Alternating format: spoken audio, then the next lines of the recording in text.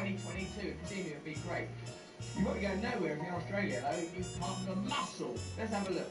Stab Ruler Pabst and Max Blumenthal in the grey zone, right? Though statewide lockdowns have eased in Australia, the country is constructing internment camps for those who test positive for COVID, along with their COVID negative close contacts. Harley Hodgson, an Australian, held 14 days in one such camp despite repeatedly testing negative for COVID, said of her experience. You feel like you're in prison, you feel like you've done something wrong. It's inhumane what they're doing. I suppose that the argument is that the coronavirus is so lethal, so deadly, any measures necessary in order to protect human life must be taken. Some people would contest that that brings to the forefront a lot of questions about liberty, the standard of life, potential hypocrisy in other areas. Are we always concerned about preserving, respecting human life? And what about the qualitative component of life? I don't know. These are questions for all of us to consider in a free democracy, particularly one in which I have no opinion, as you know. Bridget Delaney in The Guardian writes, with the pandemic, more of us than ever have felt the bridle of government around our throats. We weren't allowed to leave the country, or if we had left, we weren't easily able to return. And there were limits on gatherings and the ability to protest. Wherever you stand on the evidently and admittedly divisive issue, the pandemic and its accompanying regulations, we must surely start to view this situation through the lens of human liberty, freedom, democracy, and consensus. Or, if we are going to put aside those ideas, surely there should be some curtailment, some statute of limitation on how long these regulations are going to last, how far-reaching they are, how they're enacted, can they be revoked, who imposes them, do the people that impose them obey them, is the What up, baby? justify the efficacy of Well, you be up early, my nigga. I would like to see openly discussed. You do the early.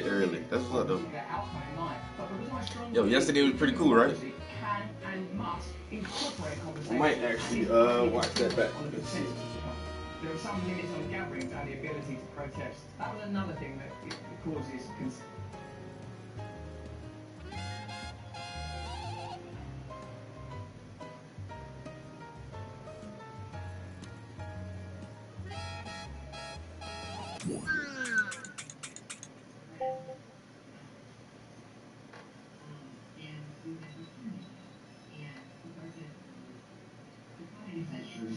Basically gave me a huge plate, like this big, that big, covered it in needle, which is very irritating. Yeah, yesterday was pretty cool with the little interview documentary, right? Yeah. We So she asked me to do that, like, she asked me to do that in like March or April or something like that.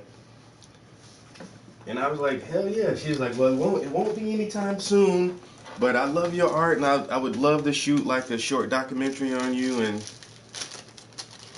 I'll just keep you posted. So I'm like, cool. And I almost forgot about that shit, yo, since April. And then she hit me up like, was it last week or the week before last? She was like, hey Travis, do you still want to do that documentary? I'm like, fuck yeah, I'm gonna do that shit. And she's like, so what are you doing on Saturday? What was it, the 10th or something? I ain't doing shit. And so her and the homie Amy came through and that shit was fucking, it was fun. You know what I'm saying? I ain't gonna lie. I don't mind talking about myself, as you may already know. I can talk about myself for hours. I'm pretty sure anybody can talk about themselves for hours. But and then towards the end, she was like, oh, is there anything else you want to talk about? I'm like, nah. And then I forgot to mention my show. I forgot to mention the brush holder. I forgot to, was there something else? I don't know, but I could have talked about my TV show a little bit more.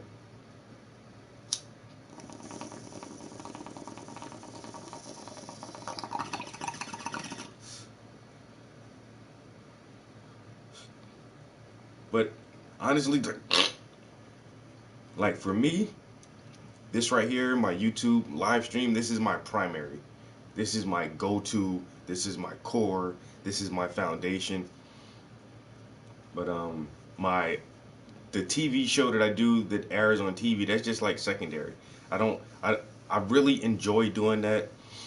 and I really enjoy talking to different artists and whatnot. But I like being more comfortable where I can say fuck and shit and goddamn it and smoke and chill with you guys.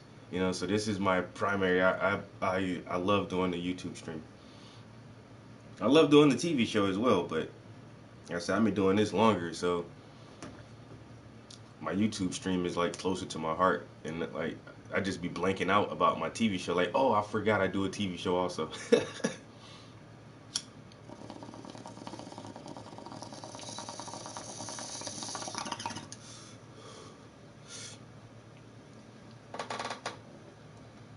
No, because until it was like all you as a conflict. Like we anything close to it, I'm just saying. So I ate all of it. We left in the water, and then the whole world changed. But the difference between shrooms and ESP is, to me, with shrooms, you're still on Earth, even though Earth is heavily distorted and those freaking that's true. ESP, you mean? If you were in silent darkness, if you were And then plus like I do talk so much that I was really just trying to stick to her questions and just like kind of answer the questions that she asked. And that was cool.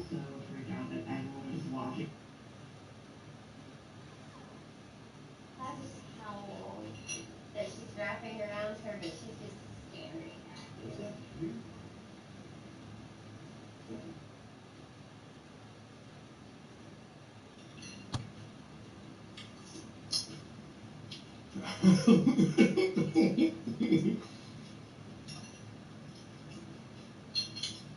You gonna die.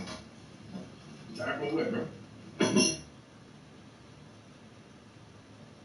She's like, oh, okay. So, yeah, there's still some compound in your breath. Do you know what the chemical compounds are? Like, are they all?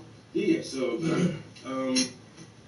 so like I said, the first diagram is the carbon hydrogen molecule. Oh, they're all the same on No. each image. Mm-hmm. Oh. So the first one, it starts out as a seed. So if you look at all three of them, the first one is a very, very tight ball. Yep. And it's the seed. The second one is the sprout, where he's almost up. Yeah. And the final one is the fully erect, visualized plant, person, consciousness, whatever. And so you go through the phases of from the very basic building block. We're carbon-based life forms, so carbon it gets more complicated, and to the melanin molecules, which gives us our hair, eye, skin color, it's more complex, and it goes into the THGC of the DNA, deoxyribonucleases, which we are. That's the memory system that continues life. So it's a growth and the complexity of the growth. And then you have in the background, I use spray paint to kind of depict the energy of the process, where the first two processes are actually absorbing energy for the growth. Yeah, that was. Wait a minute. I know all this motherfucker art. What a trap. What about that piece, nigga? And that other one, the one with the girl with the gold, man, you should show him. Bruh. I've been watching this nigga for a long time, yo. Damn. Nigga, I know as is art. Yo, that's what's up, though, fam. Yo, appreciate it, man. But,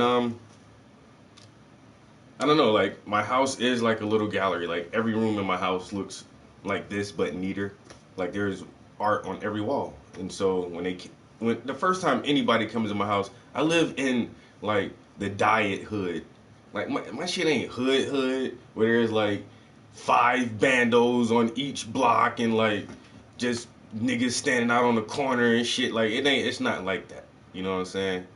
Like, most of the people actually on the block that I live on, most of these people own their homes. We're all homeowners. We try to keep our neighborhood clean. There's not a lot of noise and ruckus. But it's not like a couple blocks down there isn't like a little bit of fuss, and then we live right by this little strip mall, and there's like different types of activity that goes on out there. So, but that's anywhere you live, bro. So first of all, I don't live in like some super uppity, snobbish like suburbs or nothing like that. I live in the diet hood, and so when people come to my house, they just like, oh, this motherfucker live here.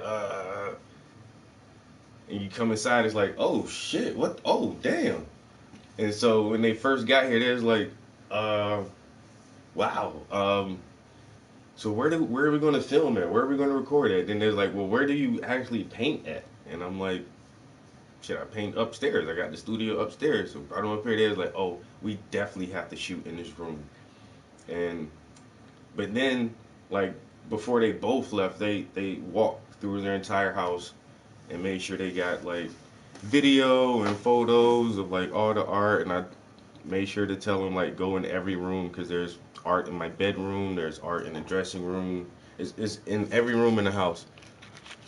And so yeah, I made sure they got all the art, but it was, I don't know, I said it was really dope. And like I said, I blank out on a lot of shit because I'm just trying to focus on their questions. And like I said, once I get to talking about art, especially my art, I can talk for hours about that shit. So we was gonna do 2 hours. They wound up being here 3 hours. But I gave them a lot of material. They can cut and edit a lot of shit. So, but y'all seen the making. You know, 3 hours of footage, you chop that shit down into like 45 minutes. A good strong 45 minutes. Or maybe even an hour. That's crazy though, like, cause the TV shows I do are normally just like an hour long, so, 30 minutes long. But to sit and watch yeah.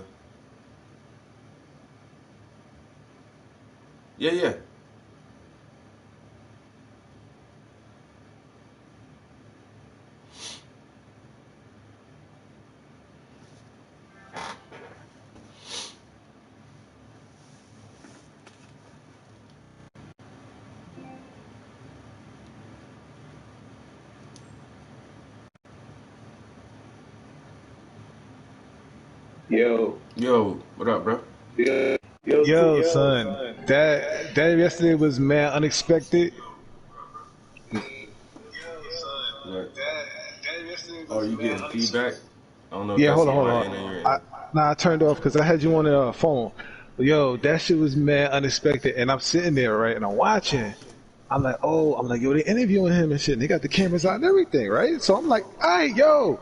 So I'm watching, right, and I'm checking, and I'm like, yo, he gonna tell him about what's the name, the shit he's selling? You know what I'm saying? His little rack, cause I had forgot about it too, and I was like, yo, damn, he didn't even tell about his own show. He's like, yeah, I do this for a living too, goddammit. You know what I'm saying? I be interviewing artists too out here. And then I'm thinking about all the pieces back in the day when you started to smoke, cause I was like, yo, I was like showing one of them skull pieces with the smoke.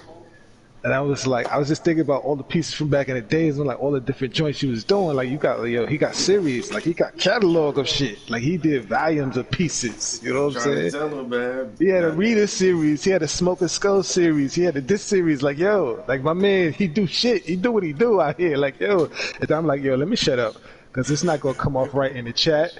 I get it, but you see, she was interested in the chat though, cause she was like, "Yo, let's talk about this." I see people in here communicating. I try to explain to her like the YouTube, man. We've been doing this shit for years. Well, I've been at it for years, and like I say, that a lot of people don't watch me, but my homies fuck with me. You know what I'm saying? And it's for us, this our shit, yo. And if nobody in here, I would still paint that shit, yo. But like, yo, it was crazy. Go ahead. Good. No, go ahead. No, like you say, towards the end, I was like, she was like, oh, you got something else you want to talk about? And like you say, I just blanked like fuck on my own shit. It's like, oh yeah, my TV show. Oh, I was like, yo, and then you didn't tell them that you had that painting, it's in the museum, that you got inducted and shit as a freaking member. Bruh, you know that shit? And I'm That like, shit never went through, yo. That's why I don't tell nobody about that shit, man. The museum oh never bought that. no. Nah, they never bought that shit, bro. Oh. Yeah, What that they was say like, at the end? huh? What they say? They said that they I just. learned. Hey, I learned my lesson, my nigga. Listen, it was a real lesson learner, cause I didn't fuck up, but like I told the story about my art teacher. My art teacher said take your own pictures and paint your own shit. Mhm. The painting I did, I didn't photograph that shit. Oh. Even though I had permission from the photographers to use their intellectual property, I had a official statement letter from the photo company saying, yeah, we allow Travis to use this and we'll take a percentage of it. There's like, yo, if it's not your whole thing, if it's not your own idea, your own concept, your own photography, and your own painting, we can't have it in the museum, yo. Yeah, I lost out. I lost out Damn. on 8 grand in a museum spot because I painted somebody else's photo, and that's just a big learning experience for me, bro. I'm not taking it as a L. I'm taking it as experience, and I will never ever not for myself. Now, if people want me to do commissions, of course I'll paint whatever picture you want me to paint. But my own Right. art, bro, I will never ever use anyone else's photography ever again, yo, ever. Ever, never, ever, Wow. bro. And I hate to even tell motherfuckers that my shit ain't even making in that shit, bro. Swear to, I got that painting sitting downstairs, yo. That shit stupid, bro. Damn, yo. So what they Yeah. say for the future? So they said they fuck with your shit, but No, it was such a. I got mad, my nigga, bro. I'm emailing these niggas like on some heated shit, like, yo, this is crazy, bro. I sent you the fucking the a fucking authorized letter saying I had the right to use this. Is y'all just hating on me or something? Is the committee just hating? Like, and there's like, no, our lawyer says it's in our best interest not yeah, to it's a have. conflict. Yeah, it's a Yep, conflict of interest. yep, Because later yep, on, if the painting really blew up and it really like it really turned into something else, they could always come back and say, nah, fuck that. yep. I see what they're saying, but damn, that's fucked I get up, it, and bro. I get it too, yo. I absolutely get it too, and it's just like there wasn't nothing I can do about that shit, bro. So, God, like I that's say, a fucked big ass up. learning experience. Big ass learning experience. Nigga, paint your own shit. Nigga, paint your own shit. Take your own pictures or whatever. Like, don't use So when that nobody else. happened, right? So when that happened, right? Was it something they just came at you and sort of pitch it painting and they said they liked it, or it was something that you Nah. had submitted? You had submitted it for like a exhibition or something. They were like, "Yo, that shit's dope." Like, how did they Yeah. come across the painting? No, so it was a contest. It's a statewide contest, and this is the state museum. And so every year they have a state contest for anybody who lives in Pennsylvania. Submit your art. If it's good, we'll put it in the show this year. And there's only like, I think like 90 something spots, but they get like 3,000 fucking submissions. This was my first year submitting, and I got Mm-hmm. into the fucking show the first time I submitted.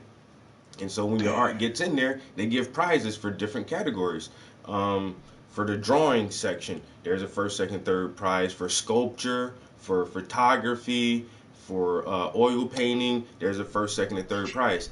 And every year, out of each show, they buy one piece of art to put in the Wow. museum, to keep in the museum in their private collection. They only buy one piece every year. And my first year I submitted, I got in my first time, and they chose my painting to be the fucking purchase for the fucking year. And when they started talking to me, they said, so who's the model and how did you meet her and where did you shoot the photos? And I'm like, and I didn't even think anything about it, so I didn't fucking lie. I was like, I don't know the models. I don't know the model personally, but I'm really connected to the photographers who did the shoot and allowed me to use their material. And just by me saying that, whoosh, Mm. whoosh, they was like, whoa, Damn. what, nigga? You didn't find this model. You didn't dress her like this. You didn't pose the lighting. You didn't take the picture. That's not your intellectual property. But and I'm like, Oh, they gave me the permission to use it, and it's like, no, no, no, no, no, no, we can't do that. We thought you took that picture and painted that shit, yo. What? Oh, so you have to be so even if okay, so even if let's say you went to the park, right? And you saw somebody and you took the picture yourself, it still doesn't count. Like you have to trust them, you have to put the lighting, like No, you have no, to no, do. no. Y'all don't know, but if I just take a picture, it's my property. Okay, You know then what I'm they show up. saying? Okay. Yeah, but for the simple Ah, fact that it wasn't even my, if I go to the park and I see something that I want to capture, now I'm already conceptualizing like this moment right now. I want to hmm, capture this. So that's all, I'm already putting thought into it. And then me actually taking the picture of this moment that I want to share. So now that's my picture. You know right. what I'm saying? But what I painted was not my, it wasn't my picture. So like I say, man, my teacher told me that shit way back in the day. He's like, stop copying people's shit, man. He's like, get a camera, take your own pictures, and paint your own shit. And I mean, for the most part, I do. But every once in a while, like even up until then, it was just even the smoking skulls. Those aren't my fucking photos. Like Right. it's the dude from Cali, and he poses himself with all the smoke and photographs himself. And I just asked him, I'm like, bro, your shit dope as fuck, man. Do you mind if I like take some of your images and paint them? And he gave me the permission, because that's the one thing I always respected about anybody else's craft, yo. I'm not just gonna steal your shit, bro. I'm not just gonna take your shit without asking you, yo. So I Right. always ask for permission, and it's to the point now, like on my social media, bro, like I stopped following photographers and a lot of people who put out cool shit that I really like to see. I had to stop following them so I'm not heavily influenced or like just wanting to Right. look through their cat. Like I got to do my own shit, yo. I follow very few people now, and it's not because I hate other artists or other photographers. It's just like I really just need to focus and like try to stay as original as I can with my own ideas and keep pulling out my camera myself. Like No, I understand. It's like comedians. Like some comedians don't like to watch other comedians yeah. because they And don't want to I be influenced photographed by. that picture. I took all these pictures like these are fucking mines. All these are mines. And I can sell them and do whatever the fuck I want to them shit, yo. And that's the only thing, yo. That like that shit really fucked me up. Whatever the fuck I want to them shit. And you gonna have to Damn, turn man. that other one on. Who that is? Juice? You came in there? That sucks, man. Cause I know you was super happy about that shit. I was happy for you, yo. I was like, yo, Bruh, that's like no lie. what? That would have been like the biggest thing in my career to be in the museum, like not just show, Whoa. but have the museum like buy it. Like that's rare. Once again, it's like 3,000 people submit, only 90 people get in, and then each year only one person gets their shit bought. Like it's a far and few in between chance that shit ever happened, bro. Ever. You know what the next question is now? What you doing for the next shit? What you? Cause you know they know your name now. They Yeah, kind of want to fuck with you. yeah, You but I think I put a bad taste in their mouth because I tried to oh yeah. dispute that shit so hard, yo. So I mean, I Ah, didn't, I didn't submit this year. Um, I might do it in a couple years, yo. When it if if they're not so mad at me no more, and then dang. and then I'll specifically put in my notes about the painting image photographed by Travis Prince.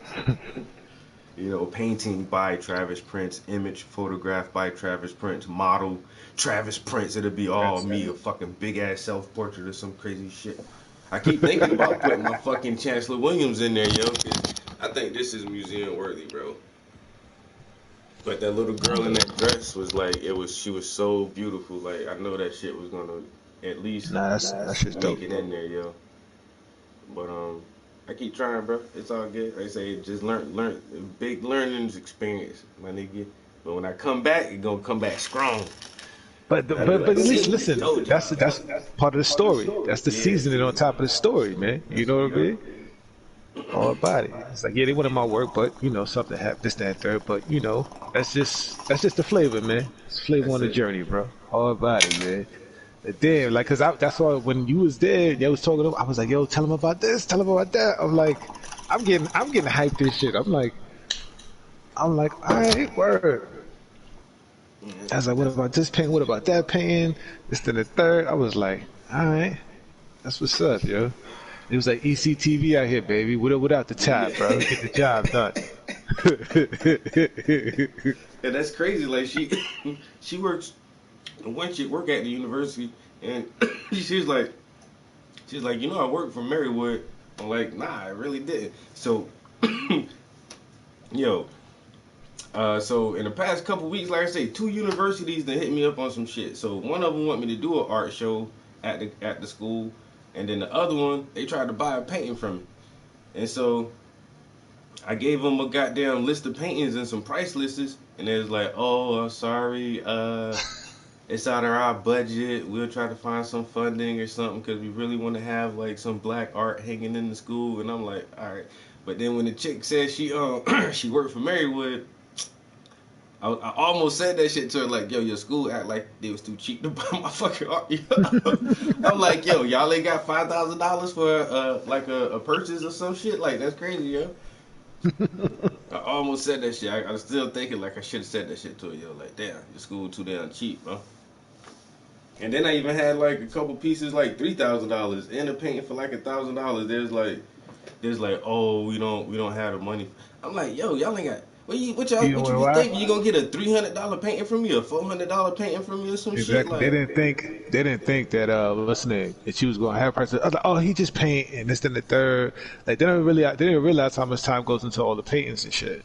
yo, Especially if they want something that's gonna hang up in a school. Like I'm not gonna give you something that's BS. If you want something in school, you know what I mean. and then there's like nothing with drugs or drugs, because it's like a Jesuit school. Marywood, it was some nun founded that shit or whatever. But there's like no drugs Like or you're alcohol, stupid. no nudity, and no drugs or alcohol, no nudity, and something else, no profanity or something like that. So I'm like, all right, y'all just want some nice, classy art. And I showed them some of my best shit to hit them with some prices, and they was like, nah. I'm like, what the fuck you even asked me? Y'all ain't ready for this shit, man. You weren't even ready. You come to me now, you're not even ready. What are you doing? Oh, buddy. Well, we got a $400 stipend we can spend. I can sell you a print. you want some prints? My nigga. It's not gonna be my art. Nah. It's not gonna be my art. If you want something that, like, I don't know. I can get you something. But it's a whole school though. Like, I'm like, yo, dude, you're supposed to have like some type of funding. Like, But then too now it's from, they have like this black people section. It's like the diversity, inclusion, ethics department. so it's not like they want to do it; they have to do it. So it's like, it's like oh, you know, they have their little section and they want some art to hang in there, but we're not going to give them a budget for anything. Like, and the lady who approached me, her name Keisha something. So automatically, I'm just assuming Keisha is a black lady just because her name is Keisha. And so she emails me, and she asks me for the stuff, and I send it to her, and she replies no. And then my first thought is like, damn, Keisha, they shot you. It seems like they shot you down. Why ain't you going there demanding? Like, no, this man, right? He's asking this for his art. And it's amazing art. He's a local black artist, and this is what we want. And you should definitely have some funding for us to make this purchase. Like, why don't you go in there and go hard for this shit? But it's just like, she just like, we're gonna try to find some funds, and maybe we'll try to get a grant or something. And I was like, all right, yo, you know what I'm saying? I was like, look, honestly, I replied back one more time. I was like, well, I appreciate you even asking me for anything. I was like, fortunately, Lackawanna County loves to fund the arts. Recently, I acquired a $10,000 grant to do a mural project, which came out outstanding. So I know if you look for the money, there is definitely funding there to make a purchase for the school itself. Also, by the way, I have an exhibit that's hanging up right now. You should go check it out. Like, don't tell me y'all ain't got fucking money. I got a fucking $10,000 grant for a goddamn art. They could find it. They definitely could find it. They just didn't want to put that money there. That's all. That's what I'm saying. It's like, because it ain't their money. I was like, damn, sis, like you act like you ain't even want to go hard for that shit. You asked about it, then like you weren't ready. Why you not ready? I'm trying to be ready, yo. But I think that all the stuff, even though some of it was a little negative, I think it's all gonna be positive in the end because they fuck with you. So they're gonna be like, damn, you know what? I don't like that. It left a bad taste in our mouth. How we, you know what I'm saying, how that happened with them. You know what I'm saying, the situation. So I think it's gonna come back around. Watch, man. Yo, you putting in the work, bro. You've been putting in the work for years, man. Like I said, man, we've been seeing. Well, only I guess a sprinkle of us has seen the grind. You know what I'm saying? Like, ain't gonna front because I work at night. So like sometimes when I dip it in the morning, you just getting on your thing, your grind. So I'm like, all right. You know what I'm saying? So I'll take the freaking hour or two and shit and chop it up with you and shit. So it's like when somebody comes in, they interviewing you. It's like it's like our studio. We in the studio every day. We here every day. So I'm like, yo, you don't see that on the floor right there? You don't see Black Doug on the floor right there to the right? You'll see that paid over there. Corey he got right there behind that, some dope shit over there. And then you like, so it's like you a super fan in the back, like a fly on the wall. Like after a while, I can't text that much. I was like, yo, it's not gonna come off right. I said, let me just stop and just watch. I appreciate it though, fam. You don't even understand, man. That you guys are my main motivation, man. My main encouragement, bro. Nah, because I understand like before, like there was like one time before, right? And I had hit you up, and I realized myself like I was halfway fanning out, and then I realized it's like, yo, like we know you, but you don't know us. You know what I'm saying?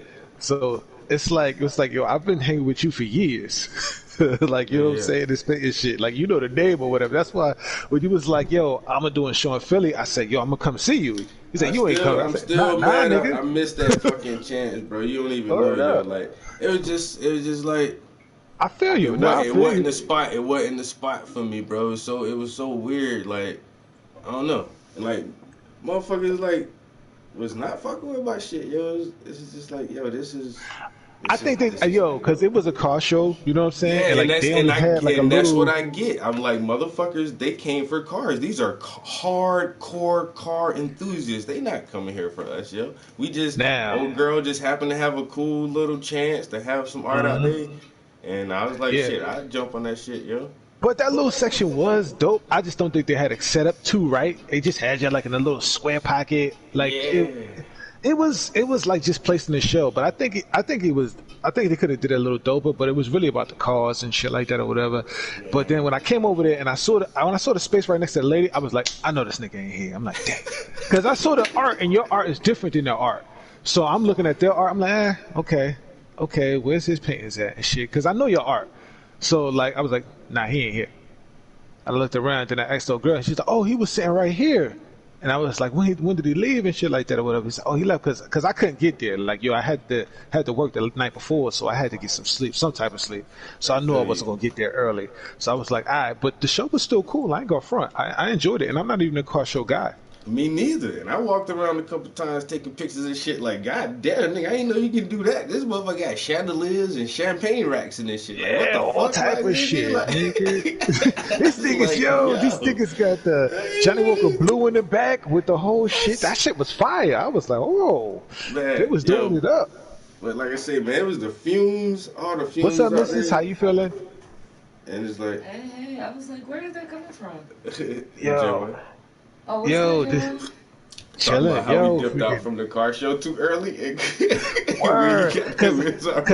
Because as soon as I drove down there, I even paid. I could have just walked in there. I was like, nah, hold up, let me just pay him real quick. Come in here. Then I went in, and I'm like, damn, he ain't here. So I'm like, fuck it, I'm here. I ain't driving back home because I live close to the city, close to New York. I said, fuck it, I'm here. And then when it was like, yeah, Freeway, Benny Siegel going to perform later, I said, oh, I'm gonna stay here for that, no doubt. Yeah. I said, for this fault.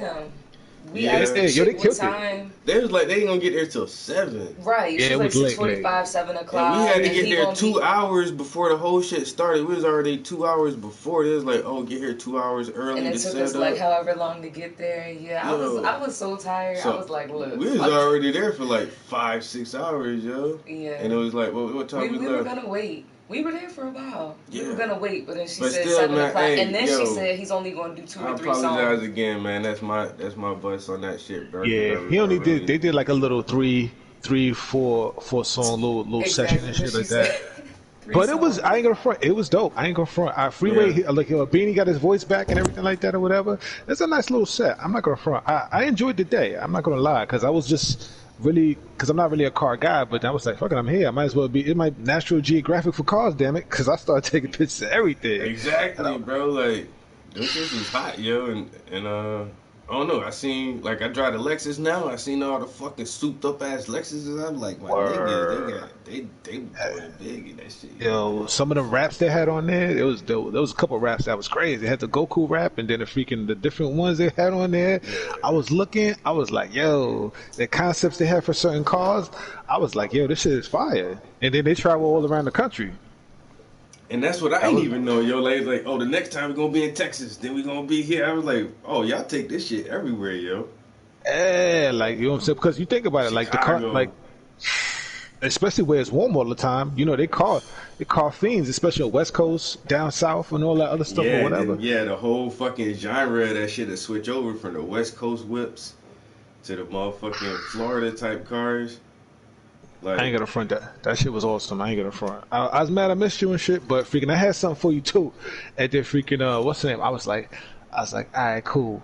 So I dipped down there. I was looking around, and I just kept looking because once you go around once and then you go once over again, then you start seeing the real detail, the shit that you missed the first time around. Then I started seeing the intricate, like inside the actual car, like all the detail they put into it. Yo, looking under the hood, like all the details in the rims and shit. It was like, yo. Motherfucker put a lot of time into that shit, yo. In the back seat, I was like, yo, this shit is laid out. I'm like, yo, this shit is decked out, different lights and all that other stuff. I'm like, yo, this shit, I know they put mad money into that shit, yo. I don't know what the first, like $80,000 cars, like. Yeah, then they had the Lambo. They had the Lambo in the corner. I was like, oh, they ain't gonna open up the Lambo, right? So we can see inside, right? No, just blacked out. Then they had that big, long red car that was over by that was parked next to the Lambo, yo. Whatever the fuck. By that little spot. Then they had the Aston Martin and the Phantom out that shit, yo. Yo, it was, I ain't gonna front, shit was dope, man. I was like in that F-150 they had there, and that freaking, that ring. Yeah. I was messing with the Jeep. The Jeep was decked out. They had a big Toyota truck in there too, yo. Yeah, that shit was cool, man. I ain't gonna front. I heard about that place maybe one time before, and I'm like, yo, shout out to nowadays because Google Maps and all that. Otherwise, I'd never go nowhere. He told me it's the feeling. I gotta make that shit.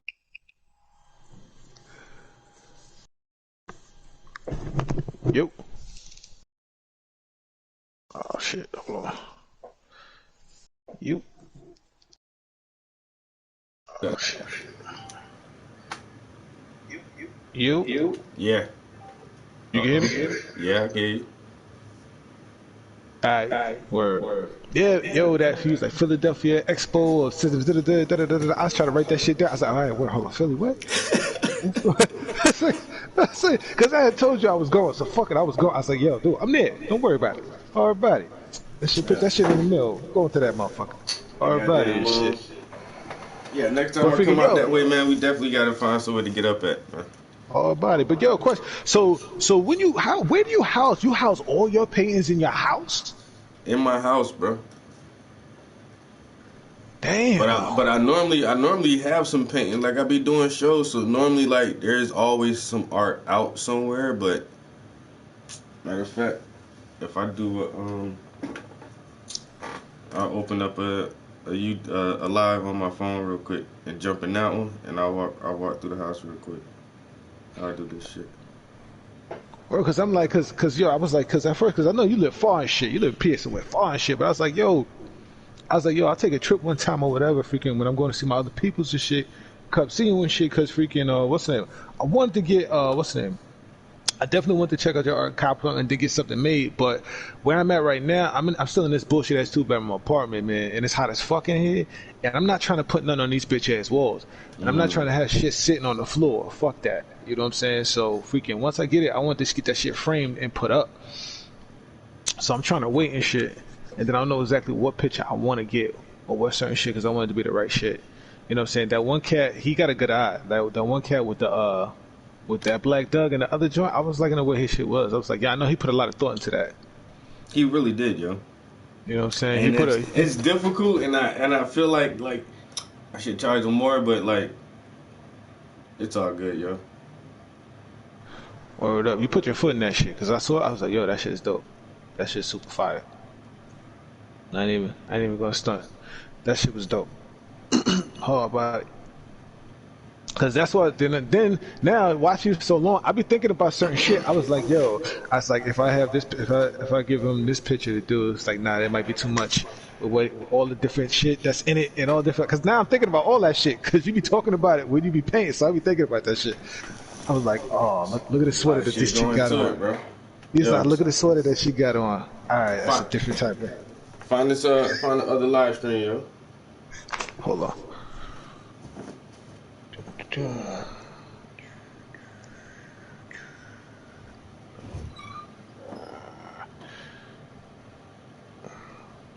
Pants with the Prince. It's under Painting by Prince? Yeah, I just went live from my phone. Oh no, it'd be hard to find the second one sometimes because. Hold on, let me see if. God damn it! All right, I'm gonna have to get out of this one. Hold on, let me get out of this one. Yeah, because I can't even see it my damn self right now. What the hell? All right, let me see. My damn self right now. What the hell? Nah, yeah, it's still going from that one. But this one is live right now. What the hell is it?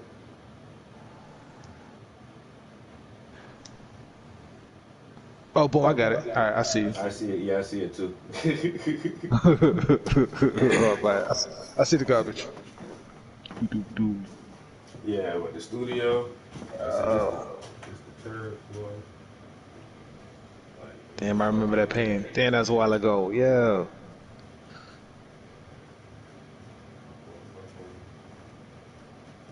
Nice.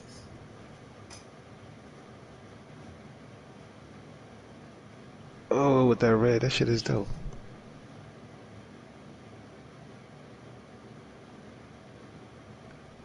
Nice.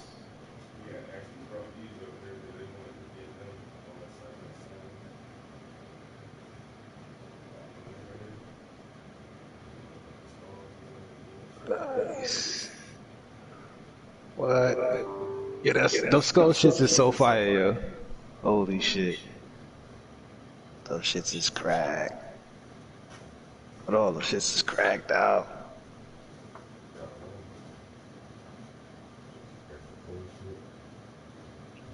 Yeah, that shit is super dope. Every morning you get up and shit, just for you see all of this art. That shit is fire.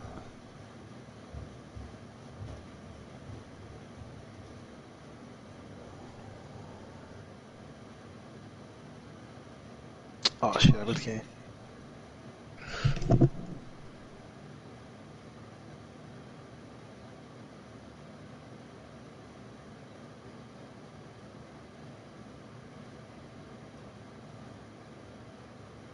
Nice.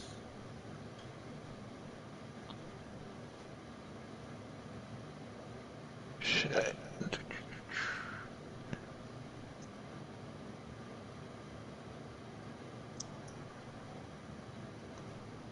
And I had the homie make that shit for me. That's dope. Oh, body. Ah, he got some titties behind the door. I'm not mad at that at all. It's the titty room.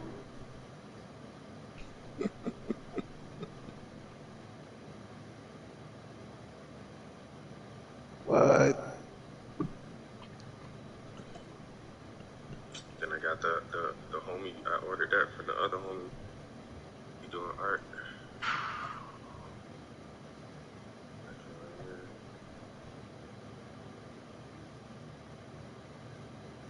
Word. I remember that painting. I remember me painting that one. Actually, I remember painting a lot of these. I remember that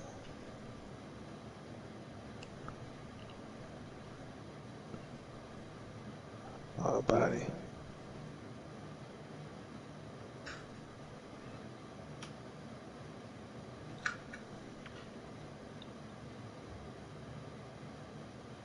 Damn.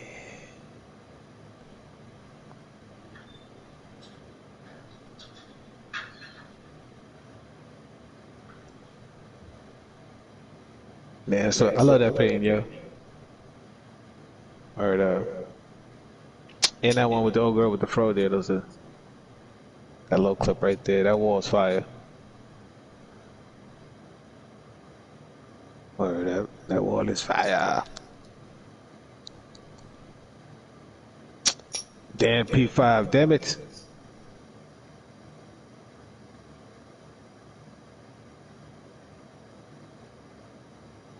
Awesome.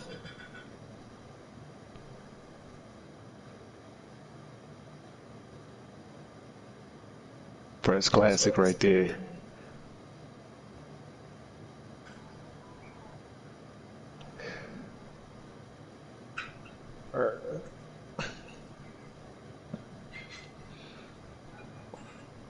That's fire.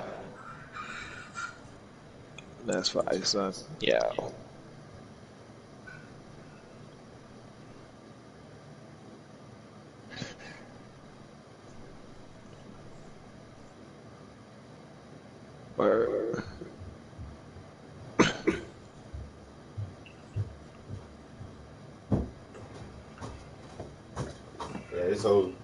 This whole shit a goddamn gallery, bro. Yo, that shit, that's how that shit's supposed to be. I ain't gonna front, bro.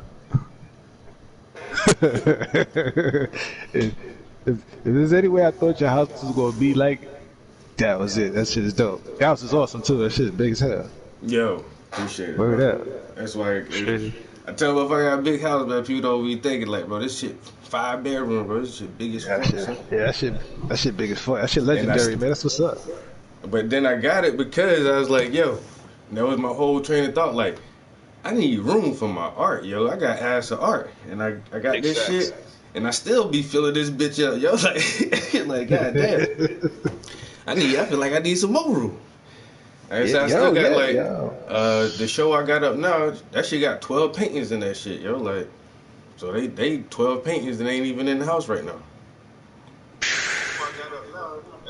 Yo, man, that shit's fire, bro. Hard body, man. I ain't gonna front, man. Listen, man, I owe you some money, man. Straight up at that. I definitely owe you some paper, my nigga. Hard body, man. I ain't gonna stunt, man. I just want to know what the fuck exactly what I want it to fucking be and where the fuck I'm gonna put it. I want to get the fuck out of here first because I just actually my storage space that freaking one hurricane shit, Ira whatever shit, that shit flooded my storage space, yo. So I lost mad shit. I had a Harley in there, and my bike in there. I had all type of books, all type of shit. So I just took a super L with that shit. I'm just like that's why I'm just like super tight now. I'm like, yo, I just wanna get all my shit in one spot. So I got it, you know what I'm saying? Because I lost a lot of my freaking father's records and all type of shit. So now I just want to get all my shit in one space. You know what I'm saying? So I'm kind of torn between do I get a freaking just get another apartment and shit that's a little bigger and then move up to the house, or do I just look for a house right now and shit with all this hectic shit going on? So yeah, that shit is what it is, man. Freaking the house, that shit is laid out nice. Word up. I got super lucky with this shit, bro. Like looking for this shit. This old lady, she was like in her early 90s, bro. And I think she used to be a property owner, and she had 2 houses left. The one house she lives in, and this house. And she said none of her kids don't live around here no more, and nobody was trying to rent this shit or nothing. And it was just sitting on the market unused. She was just like, yo, I'm tired of owning this shit. I don't want to continue to fix this shit up. I don't want nothing to do with this shit, yo. She's just like, somebody please take this shit off my hands, yo. Damn near, swear to God, damn near gave me this shit, bro. for the price I paid for this shit, bro. It's like she damn near gave me this house, bro. Blessings, my dude. Yo, shit. Lucky, bro. You don't even know, bro. I feel so I don't know. I want to say grateful or blessed or something, but yeah, that was a fucking super lucky ass fire, yo. On some super. I just got a good realtor, yo. And she started sniffing around, and she was like, yo. But she said that's the first thing. She's like, it's a big ass house now, and that shit take a lot to heat and this and that, and it got some issues in it. But this lady will sell it to you for the dirt price, bro. Shit. Shout out that shit. Come up, nigga. Word up, man. Fuck Yeah, that. the realtor was on point with that shit, bro. She was on point with that shit. She was Super blessings. Especially with this pandemic shit going on. I know you was happy to be in the house and not be in the fucking damn apartment with all this shit going on. I swear, bro. Listen, I was in an apartment and freaking I'm in a 2-bedroom and it's not nobody else in here. You know what I'm saying? Freaking, but I could imagine people that had kids, all that had to be cooped up. How do the apartment managers like mandate rules when people live in that like in close quarters like that? Like, what the fuck, yo? Only one family on the elevator at a time, or like, nah. You know what I'm saying? So like yeah, man, freaking that's what it is, man. I'm trying to get up spot now, but I'm torn, man. The freaking multiple family joint. I gotta find a one. Multiple family joint or a real because my mom's thinking about a mother and daughter. But in Jersey it's different though, you know what I'm saying? Because prices they fluctuate like kind of crazy. You know what I mean? So we'll see what's going on in the next year. But I seen the one dude talking about this motherfucker say for what you can get in New York for hold on, where this shit at, yo?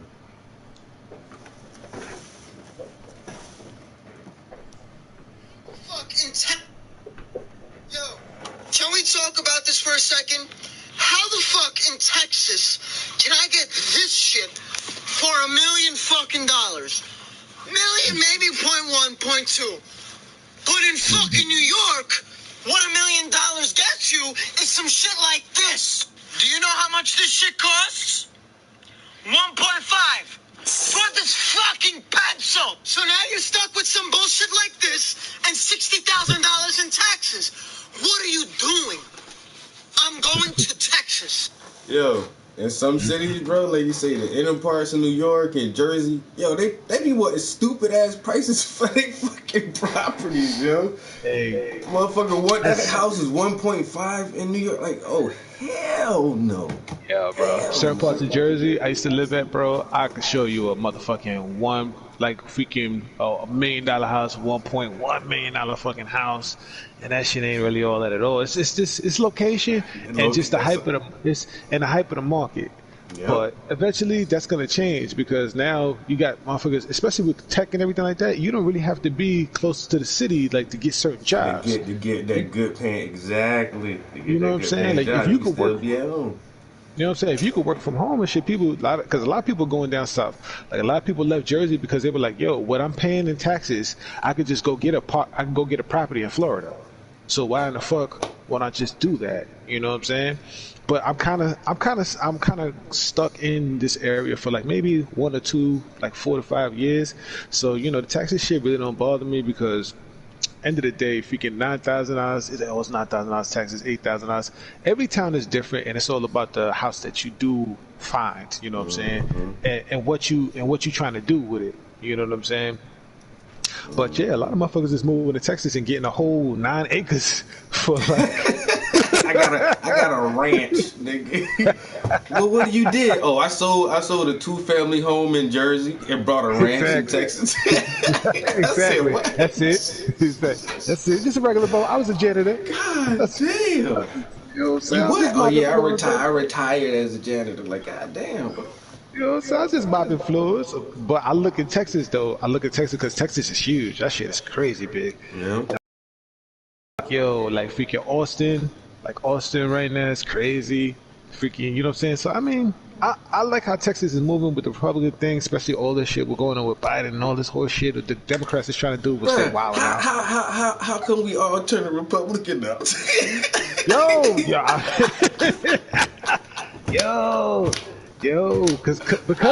everybody's like, yo, this is bullshit. Like, yo, how you gonna tell people they can't work? What? How you? Yo, like for real, like I think everybody. Like, how you gonna tell people? Yeah, the black conservatives. You know what I'm saying? I'm like, Yo, yeah. You know what I'm saying? I'm that not shit, for. that shit sound good right now. Yo, cause a lot of shit's making sense. I'm like, hold on, let me get this straight. Hold on, we can't work. Like, I bust my ass, cause I lost my job because of that back shit.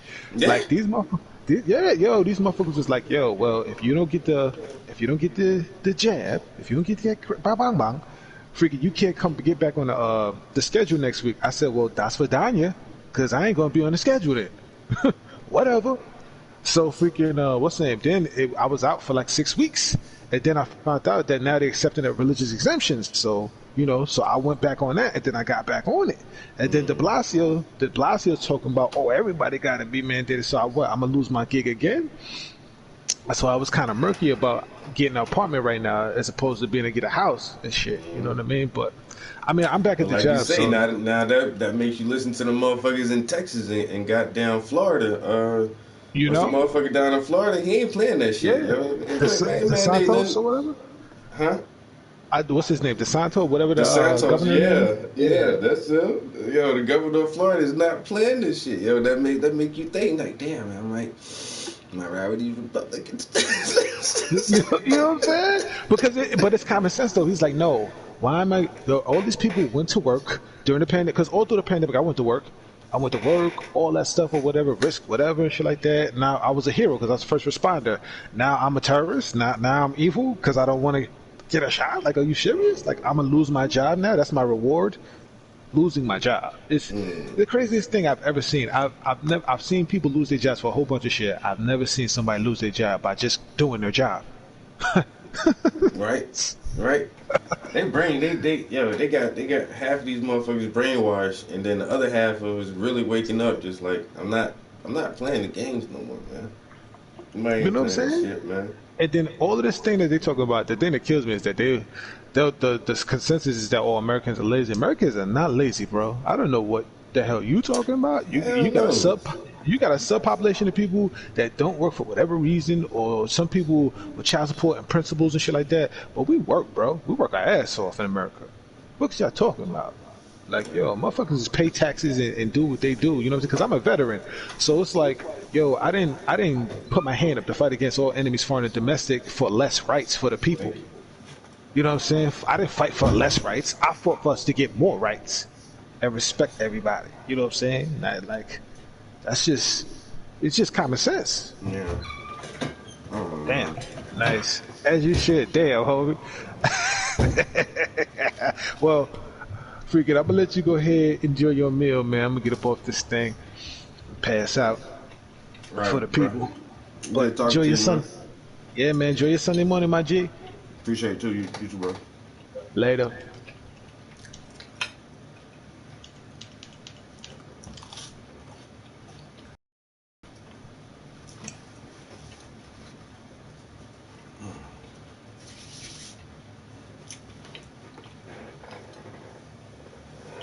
The big homie.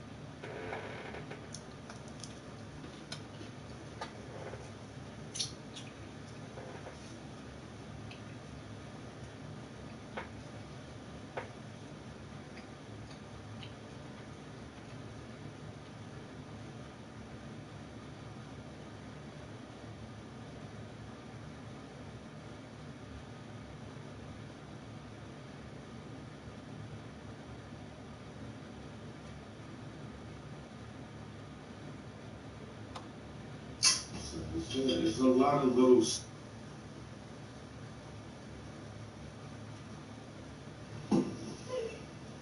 or right? Whatever feels most. A little higher. A little bit higher, tilted toward you because the microphone is right here. So we'll pick up the best audio. Yeah.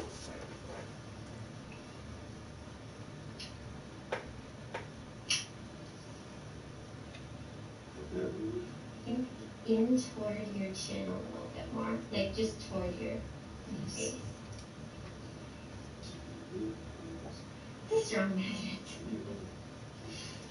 I just watched this guy dances about electromagnets or something like that. Yeah. Is that close enough?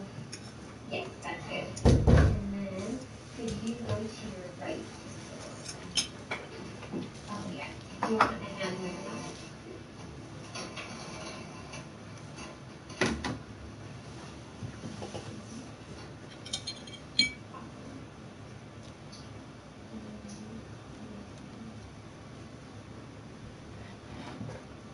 People always say this one. You're gonna polish it up and get it look real nice for everybody else. And this is the cool part, the actual making of the project. You know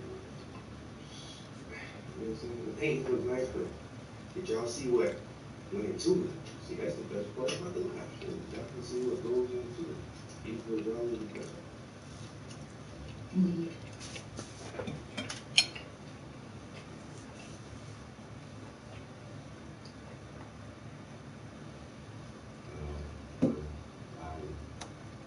Just went completely silent because I knew what we were going through.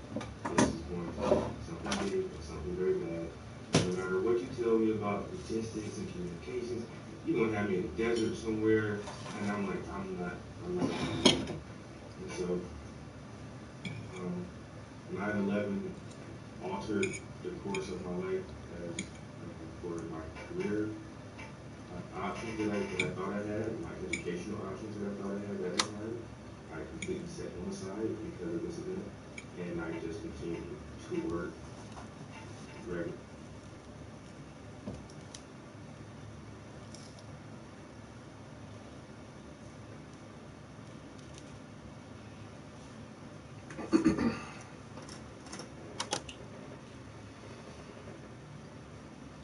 Obsidian Monster.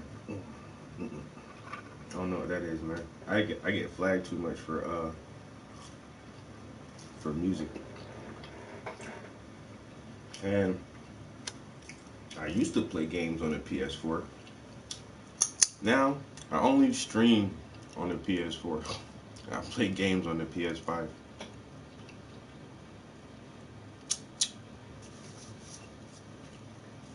But this is really good.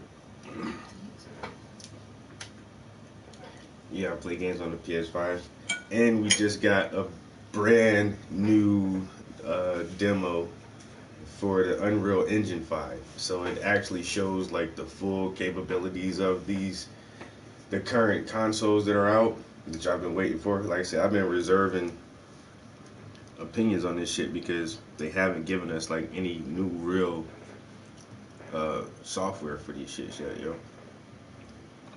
We've just been playing PS4 games on the PS5 basically this whole time. This shit has been out for almost 2 years now. And so they finally gave us a test demo of the new new gaming engine software that the new consoles can use, and that shit looks pretty fucking good, yeah. Looks pretty fucking good.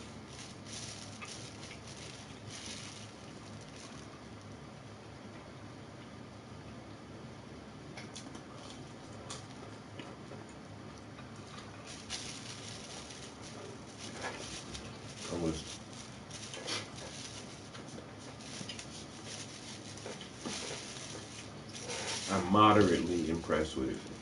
Cause there's like two things that I see, but it's not with the graphics, it's actually with the control schemes. But like it has this abrupt stopping thing, like if you're on foot and you're running and you bump into a little object that you feel like you can like program the character to just naturally flow around the environment, it doesn't do that. Like you'll come to like a complete stop and it's like, oh, that's awkward. Um, oh yeah, thank you. Um, oh, something else too with the cars, the car mechanics and physics. The cars can only knock other cars out the way.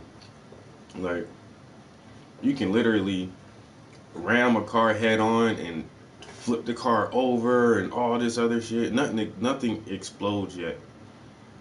But you can flip all these cars over, but then if you hit like a stop sign or a street light or a mailbox, like them shits are immovable. That shit will stop your car completely. Like an immovable stop sign. Like it's just weird, like how they set the physics up like that because a car would clearly plow over a stop sign going at a certain speed or a mailbox, and it's like wow, it's a super strong mailbox. But the car can really damage other cars. Um, and there was one other thing. Oh yeah, like if you're in the vehicle and it flips over, like you don't have like a cool animation where you crawl out of the car. Like we've seen this even in Grand Theft Auto. Like if you flip your car over, like your character crawls out like the car is fucking flipped over. In this shit, like the car flipped over and I got out the car and it just like pops you out. Just like you just like boop, now you're standing beside the car. Like there is no exit animation at all. But I don't think that's what I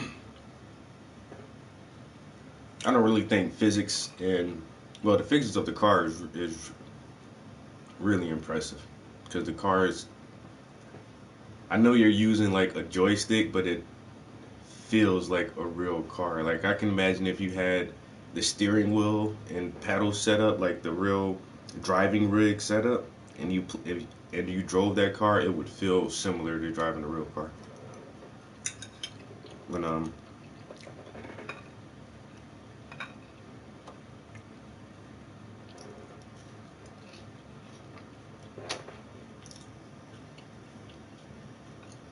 don't think like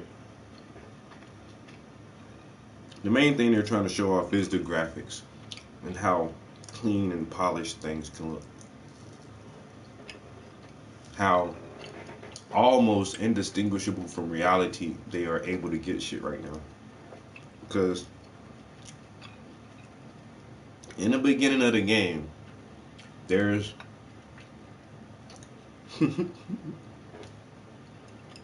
there's a segment with Keanu Reeves where they're trying to fool you and it can almost get you. It almost got me for a second where you think this is really Keanu Reeves, but it's definitely a metahuman and it's totally CGI. Totally CGI and that shit looks real as fuck, yo. It looks pretty damn real. And I don't know, so that's what they're really, really trying to show is like we're gonna fool you. Not this generation, but the next gen, like this metahumans in the metaverse, we're going to trick your brain and you're going to like visually think this shit is real. Or you won't know. You won't be able to discern if it's real or not. We were watching Blade Runner the other day, the old original Blade Runner, and it's like this robot is so human she doesn't even know she's a fucking robot. She doesn't know. She doesn't know. Nobody's gonna know. She tricked herself. They programmed her so well she can trick herself into thinking like she doesn't realize she's not a robot, a replicant.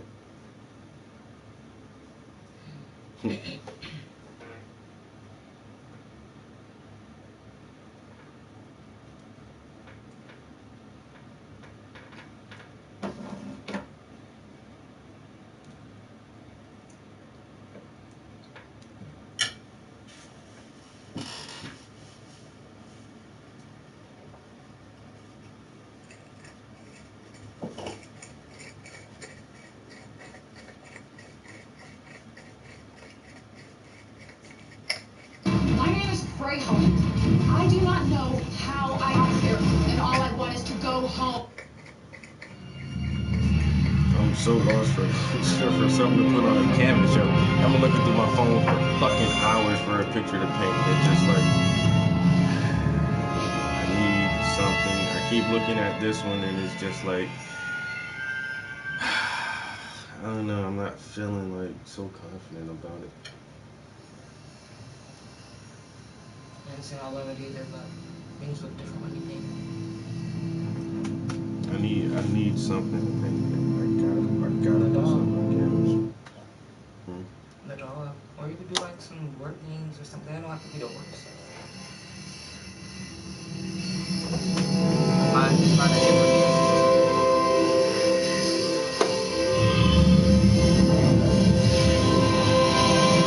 Just watch that first part real quick. That right there is not real. That's not real. None of that. Hi, I'm Thomas Anderson. Like many of you, I work with computers. I like the freedom I feel outside the limitations of the real world. But computers are also mirrors. That's not real. What we are and the choices we make. What we build. It had me for like a second, like him sitting in front of the computer and laying down. I was like, okay, that's a scene, but that wasn't a real scene. That was all CGI. That's CGI, and I was like, when they, I was like, all right, that's fake right there. Even come from. You take the red pill, and I show you how deep the rabbit hole goes. This isn't real. What is real? And he said something too, yo. How do you define real? Infinite active. I'm not even sure why I'm here. I remember waking up and thinking that I'm supposed to come here. That it was important for me to ask people, how do we know what is real? Now that's real right there. I'm Keanu Reeves. Years ago, I first played the character Thomas Anderson in the Matrix trilogy. Those films pioneered digital cinema with shots like bullet time. Back then, we talked a lot about where the digital age might take cinema and narrative. But this was ahead of its time. In an industry where actors have tried to remain perpetually young, we wondered about digital faces that could become immortal. An immortal actor. Hi. You can make a whole digital actor and have this motherfucker in movies for 50 years and they never age. It'll be the same looking. They say you're gonna have like. I mean, don't take the humanness out of everything. We're gonna have a news anchor. That's gonna be the same news anchor. That's gonna give you the same reports for your entire life, and they never age. That's weird. I don't want that. Alright, Barbara, you ain't getting no older, but I'm 10 years older now. Like, no. It's always sad when your favorite news anchor retires and all of that, but like, I'm not that pressed. Make room for new. I don't know. I don't like it. I don't like it not one bit. Leave humans where they are. Like, use robots for like heavy stuff and like, if you wanted to do like some straight up just animated CGI, whatever you want to call it shit, but like to just have that just because, like, it's stupid. Matrix It's not stupid, but it's opening up some bags. How long it would be before faces and bodies could be changed as easily as we change clothes. But like Sims. What would identity mean in a completely digital world? And what would reality mean when a world can build feels as real as our own?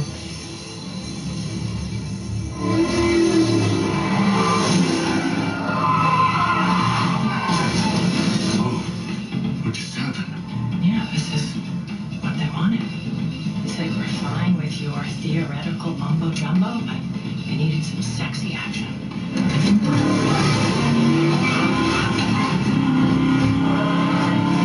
Who said? The marketing people. Marketing? I thought we were supposed to have total creative control. Welcome to the Matrix.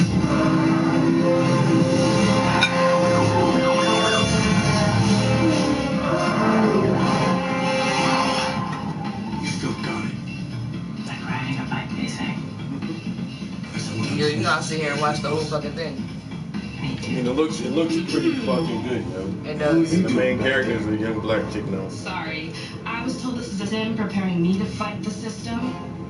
Right on. A young black chick with attitude that's like, nigga, leave me the fuck alone. Unreal.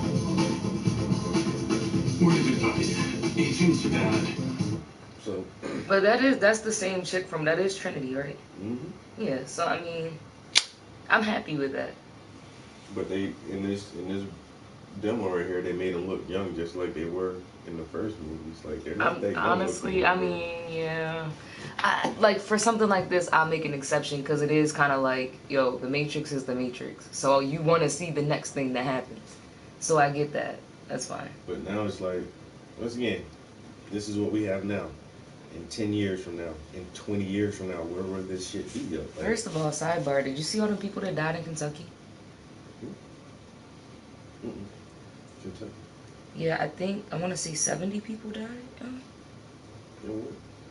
That real bad storm. I felt like my car was gonna blow over last night.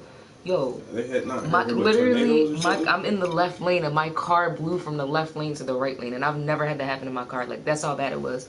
When I got right there by that light where like that little bus comes at, all the signs over there by the bus station were like flipped over. Like everything was flipped. Yeah, it was bad last night. But there were six people died in a mass casualty incident at an Illinois Amazon warehouse. The roof collapsed, and 6 Amazon employees died when the roof collapsed. And that was in Illinois. That was yesterday. And then tornadoes tear through the South and Midwest with at least 70 dead in Kentucky. And this is the photo of it. I heard about the tornadoes. I mean, there's nothing new in Kentucky, but 70 people, that's a lot. Normally they lose like 5 or 10, something small. That's a lot. And then U.S. inflation rate exposed to a 39-year high of 6.8%. Me and Jay Woods talk about that shit. They're like, yo. Go Joe Biden. Hey, more black people become Republicans, yo. Or becoming nothing. Black conservatives. I just hate the thought of that because our whole lives it's been like Democrat, Democrat, Democrat, Democrat. You never really know why though. No, now I know. But I don't want to be either. I'm just independent.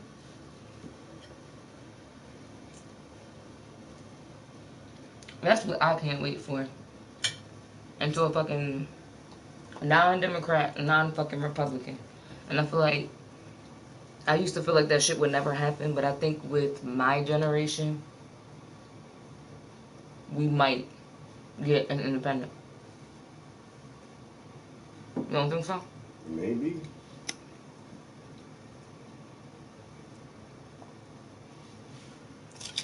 Like each generation gets, I feel like, lazier, I guess, so to speak, or dumber, as old people want to say it, but we're really not, because we don't. I'm not gonna say we're more woke, but we got the internet. Like we know, like people in their 20s, 20 through 40, for the most part, know what's up. But there's still a lot of people that are still like church Democrat.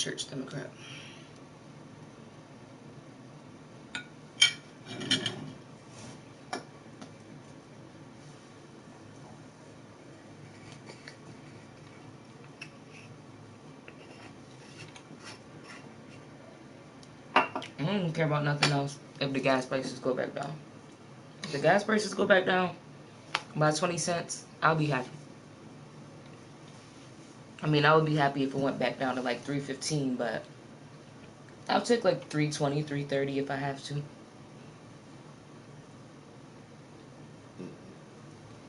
My gas is $2.18. Yeah, right. You ain't never gonna get that up here. But reasonably for this side, like $3, I feel like. I wish our gas was cheap. I know if we were down south, that shit would be like $2.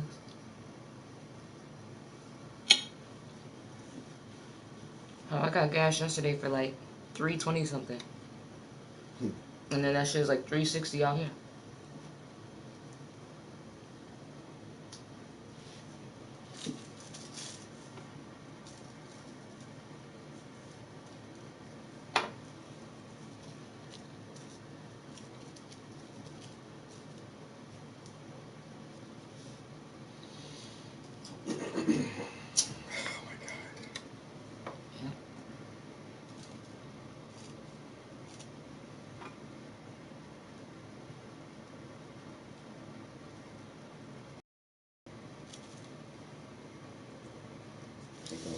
paint.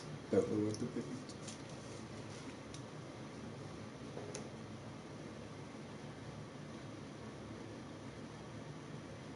Still got so much crap in this phone.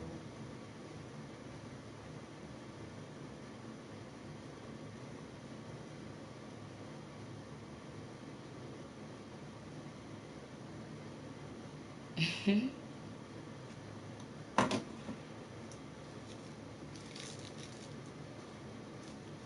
were knocked out when I got here. You had a long day.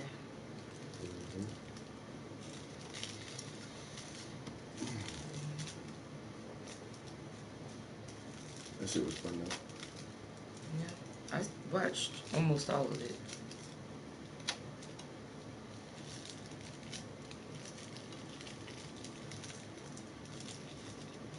So you talking about the graffiti and the difference between here and there, and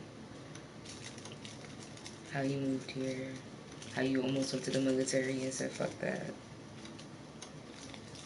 And of course, it wouldn't be Travis if he didn't say 9/11 was an inside job. You know, they did a really good job. They asked some really good questions.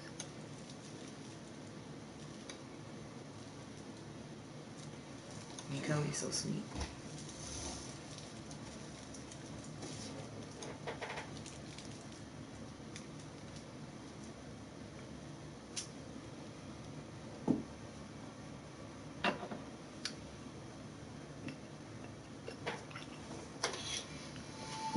Squarespace helps you run your brand like a business with e-commerce and more.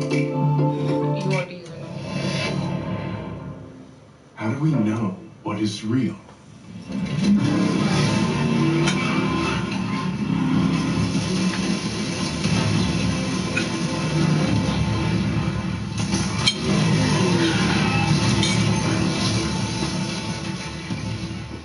Hey everyone, and welcome to a brand new special edition DF Direct, where we're going to be talking about The Matrix Awakens, an Unreal Engine 5 experience, debuted at the Game Awards, and now everybody has access to this playable sampler of Epic's latest tech demo. Joining me to talk about it, Alex Battaglia. Hey there, Rich. We had special access beforehand, and we have a lot of details from an interview as well. Absolutely, it's going to be brilliant. John Linneman.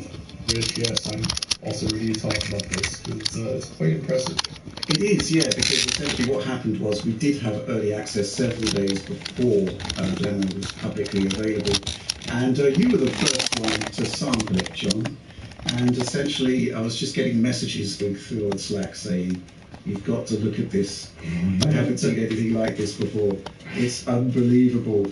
It's totally different and better than anything we've ever seen for this generation."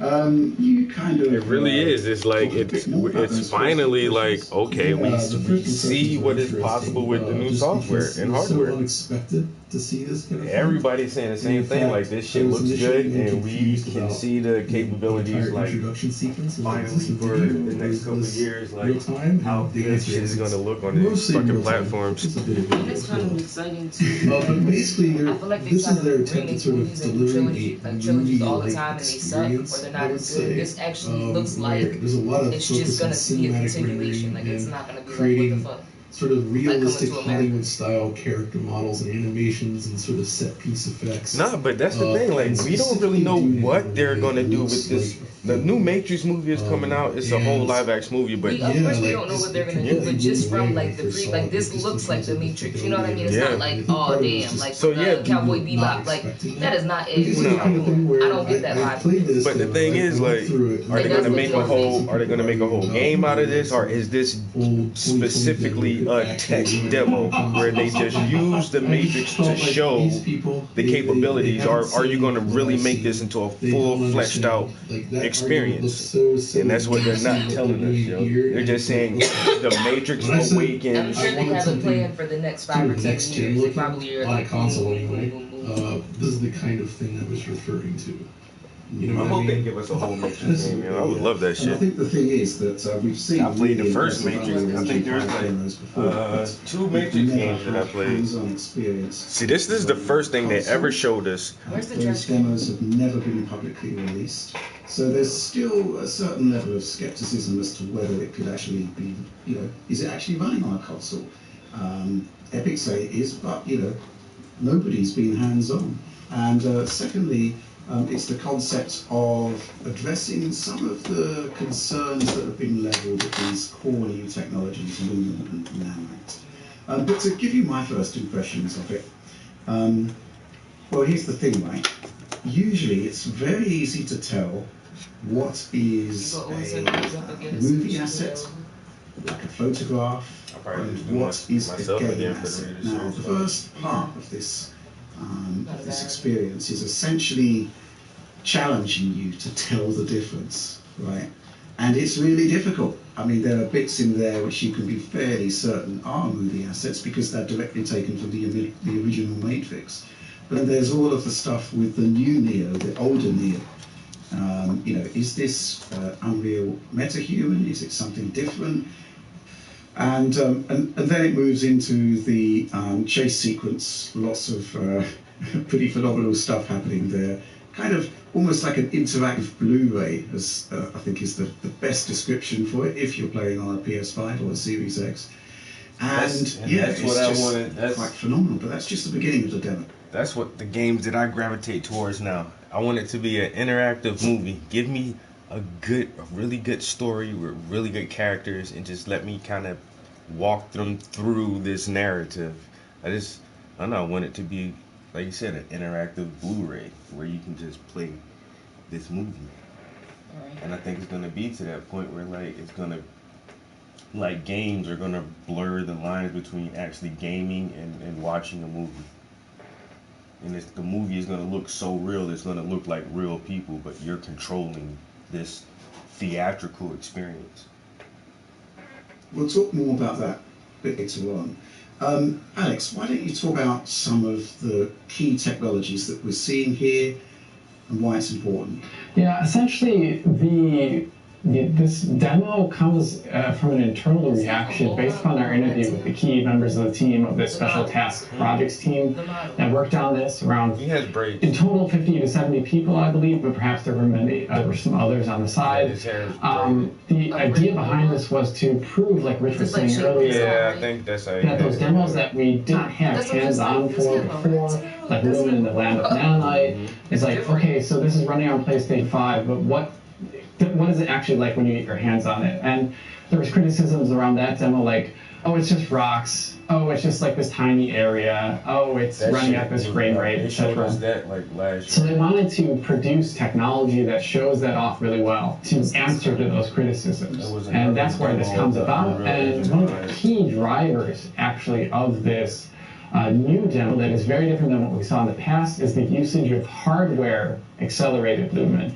Previously, like I talked about in my original video covering Lumen, it was software ray tracing, so like normal ray tracing but done in software on the GPU, tracing through a signed distance field of the scene, which is like very low res, pretty inaccurate, can't do a lot of things like reflections very well, so like that works really well in the Lumen Land of Nanite because it's just like rocks and they're not very reflective. But a big city with a lot of reflections in it, and the type of buildings that there are, they're not like rolling hills. It needs the accuracy of that hardware ray tracing. So that's what they switched over to for this demo, and you can see it really well. And a number of shots, like, when the agent jumps off the back of the car and stuff, you can see his like reflection floating away from it. Or if you just like look in the window in the open world section, like a blackened window, you can see, characters walking by, your own character off screen, and all these other really cool things. And it's also used as well for the indirect diffuse lighting in the demo too, which is very different than what we saw earlier. It mixes with screen space still, of course, but this is actually like the equivalent of what we saw in something like Metro Exodus, but with reflections in there too, all running on a console. And that is a huge step. And they did it, like I said, for fidelity reasons, but also for performance reasons as well in there too.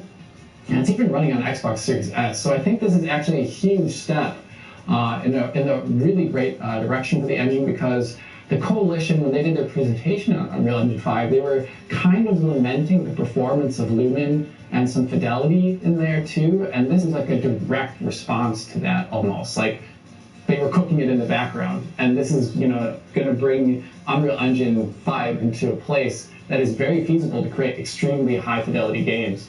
It's very cool.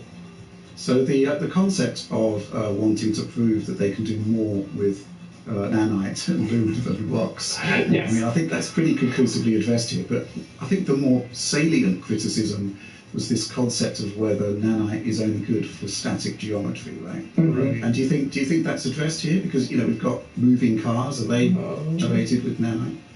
So, I mean, yes and no. So, first of all, this is actually something we discussed during the interview, and they are actually still working on this, trying to get to more advanced features for nanite. But in this current demo, we currently do have all the buildings, of course, and the structures in the world are nanite, but also the vehicles. But not the pedestrians. So it is applied to actual moving objects, but those are rigid body objects still. And we'll discuss more about the physics later, but they actually do something very clever to overcome the current limitations of nanite when there's a collision with a vehicle, because if you notice, crashing your car, the car deform, which currently isn't feasible in nanite. So, but I think it's not just about the use of nanite, though, that really impressed me. I mean, that does actually add... it's not just the high polygon count, I should say. It's more the stability of the environment that's now possible with nanite. It was easy enough to appreciate this with the rocky demos that they initially showed for Unreal Engine, but here you can move through a city with these huge view distances, as you'd expect, but there's essentially zero visible pop-in of any sort of like building structures or car geometry or anything like that. It all looks completely stable. So whether you're zooming in on the corner of a building and examining like the rock face or an arch, or looking all the way out into the horizon, it's completely stable. And we've never seen this before in an open world game of this scale. So to have this level of fidelity with hardware Lumen as well, it gives us this sense of realism and solidity that is truly striking, I think. Mm-hmm. But I also have to say, I think Alex and I, we noticed this as well, but I think this might be the first game that I've ever played where they have chain link fences that are actually geometry, rather than just like an alpha texture. It's the first time I've ever seen it. It's absurd. It's so silly. Yeah, I agree with John there. Like, yeah, I love that. I love that you can just zoom in to all these different objects, and I've got some good footage here of it, by the way. You can zoom in, you can see the fidelity of these objects is super intense. The materials are great. A lot of these are things they made with this 50 to 70 person team. A lot of this in there, but some of them are also stock assets. Like I'm pretty sure like the bicycle is.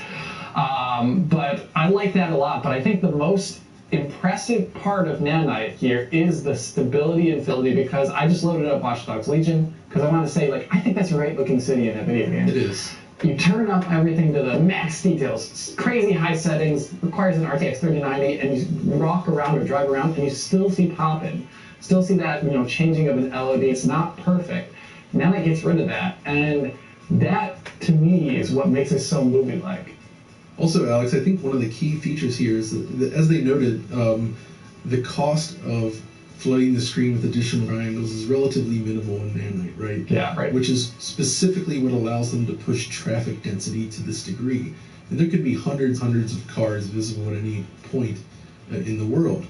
And that density is only possible because of nanite. Yeah, the instancing power of nanite, exactly. Which is what they use to have a degree. I mean, you'll see repetition in there as a result of that, technically, but that's something we already see in open world games anyway. That's another thing that we can talk about later. Obviously, like we'll talk about the kind of global concerns about this, like what does it mean for production of an open world game and stuff. But that's later on. Actually, that was a key part of the discussion. But yeah. Mm-hmm.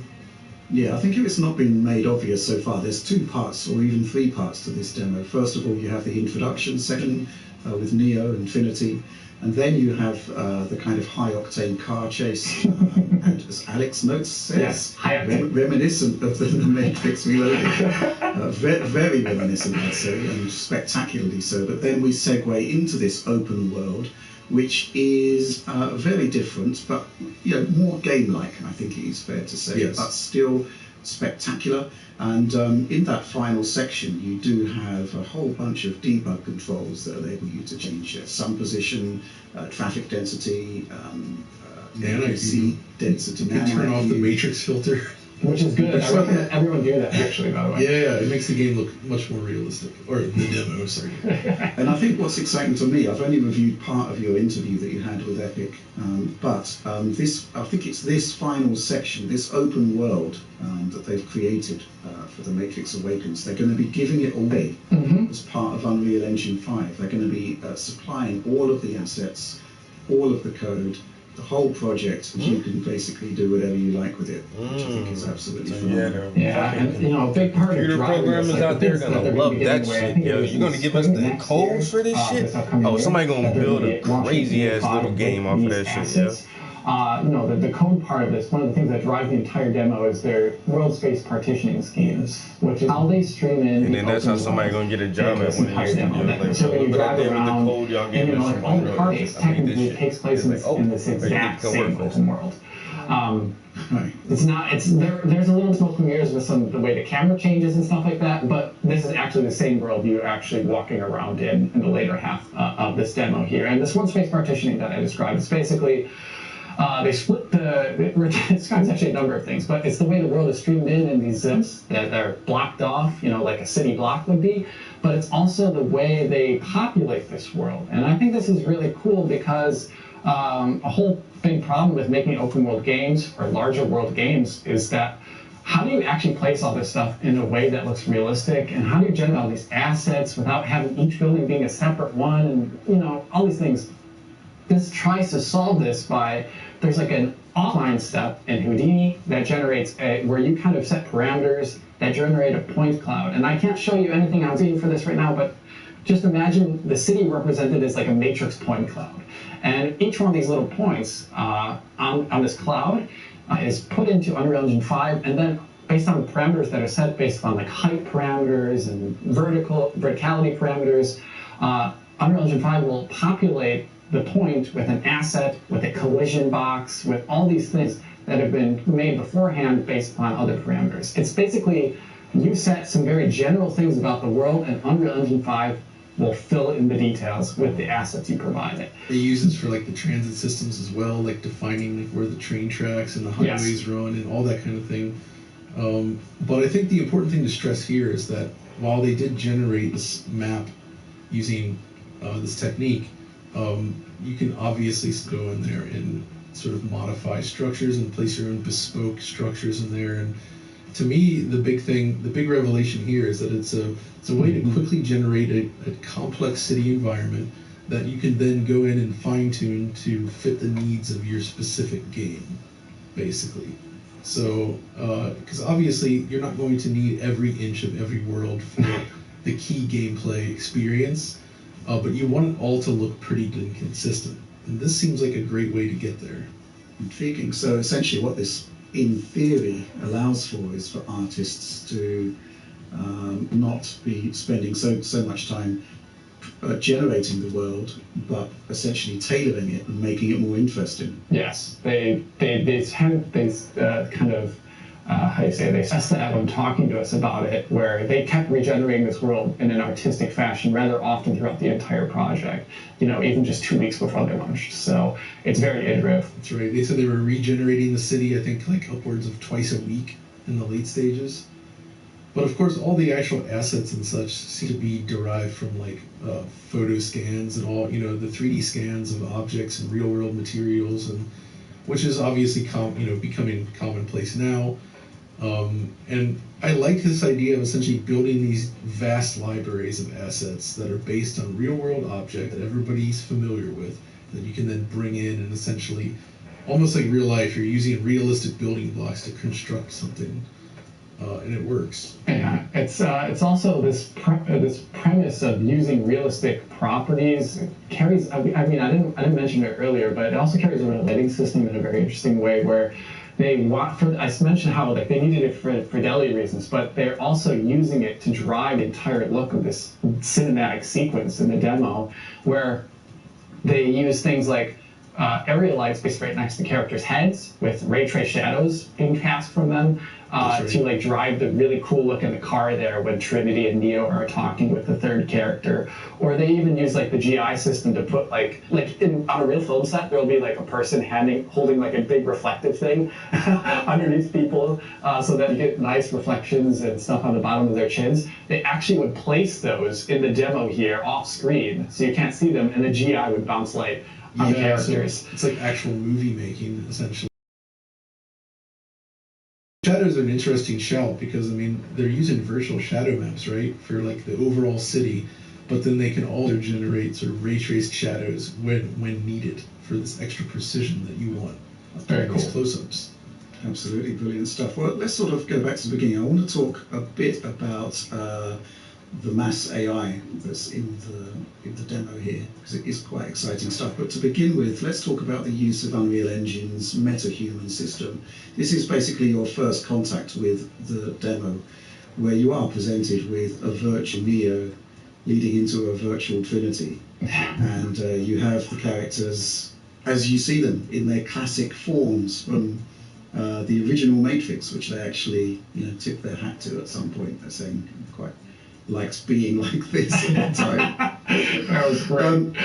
But let's first of all talk about how they made Keanu and Carrie-Anne Moss in this demo. It is quite a phenomenal experience, right? Oh yeah, I mean, so they did in fact have Keanu and Carrie-Anne Moss there in the studio, and they were able to scan them. But so essentially they're still using MetaHuman, but they were able to customize it through these scans. But they still use the same rigging as all the other meta characters. So the idea is that you can essentially insert bespoke characters into this system, and they sort of properly work with everything else in there. And they actually use MetaHuman, I think, to generate everything from the lead characters to all the pedestrians around the street. It's all the same system, and it's the randomization possible when using MetaHuman that really allows. It's actually very useful, I think, for a crowd system because you can get that variation with minimal effort. But actually, so I didn't actually know that this was initially possible to this degree, to do these bespoke scanned characters in this way and rig them up in a familiar fashion. Like, it's that to me seems like that's going to be really key for developers, because obviously they want to create these specific characters for their games, and I was worried that the approach to MetaHuman might not fit that, but obviously it seems to be well suited to the task. It's very cool because in the demo they show Carrie-Anne Moss right next to Keanu Reeves in the car, and the character in the middle, the one you take control of later in the demo, is actually a MetaHuman character. Yeah, that's right. It's not a scan. So they wanted to show off there that these tier 0 characters, you can have both a scan looking high quality, also right next to a MetaHuman character, and it doesn't look so out of place, even though it's just a generated, not real human. So that's kind of part of the demo too. Also, thinking of the human quality here, the developers were particularly proud of the scene right at the beginning where Neo appears at this monitor, and they sort of zoom in the camera. He's got his head kind of on the desk, and you see his eye open, which initially we had thought was this pre-rendered video, but that was actually real time. And it is, when you go back and look at that shot, it's pretty strikingly realistic. Very. A very beautiful shot, showing everything coming together. Inspired by State Farm's surprisingly great rates. It's so cheap.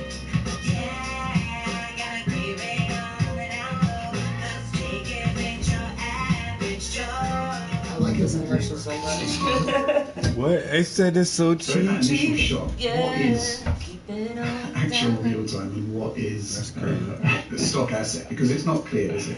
Okay, so the initial scene when Neo wakes up in front of his computer, like in the original Matrix, is real-time rendering. Then it switches over to Keanu Reeves as the recording of him, 24 hertz recording of him talking into the camera.